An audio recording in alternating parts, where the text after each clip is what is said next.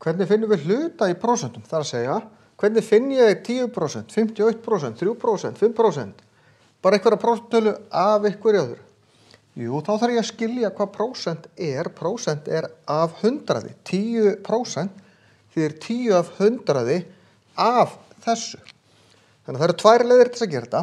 Annars vegar að finna 1% með því að gera töluna sem ég er með, heildina, deilt með 100 til þess að finna 1%.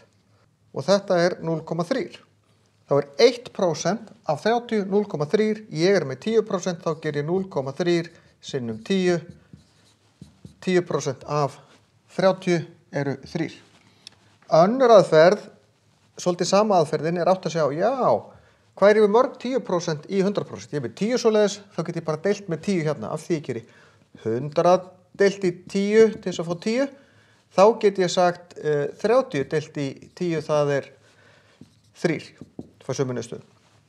Hin aðferðin, þetta er útgáfa sömu aðferðin nefnilega. Hin aðferðin er að breyta þessu í taugabrot. Og þegar ég breyti þessu í taugabrot, þá ger ég 10 deilt í 100 og fæ 0,1. Og þá ger ég 0,1 sinnum þessi tala, heildin. Það er að segja, prósentan í taugabroti, sem er þessi tala hér, ekki þessi hér, sinnum heildin og þá fæ ég. En þetta er alltaf sama svarið af því við erum alltaf að rekna það sama, þetta eru mismunandi aðferðir. Sama hér, ég get gert 600 deilt í 100, það er 6, 6 sinnum 51 er 306. Get líka gert 51 deilt í 100, það er 0,51. Ég er að reyna að færa kommunum bara 2 sæti, það er það sem gerist ef við deilum með 100. 0,51 sinnum 600 er 306. Ég get líka séð, allt í lagi, ég veit að 1% er 6, þá er þetta 50% pluss 1%, 1% er 6, 50% er helmingur,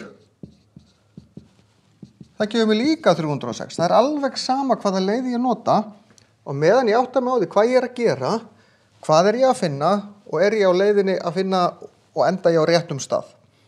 Þetta er svolítið leiðin sem við notum oftast. Breyti taugabrot, við getum gert það yfirleitt í huganum og margfalda svo með vasareikni nema þeir eru þægilegar tölur eins og hér.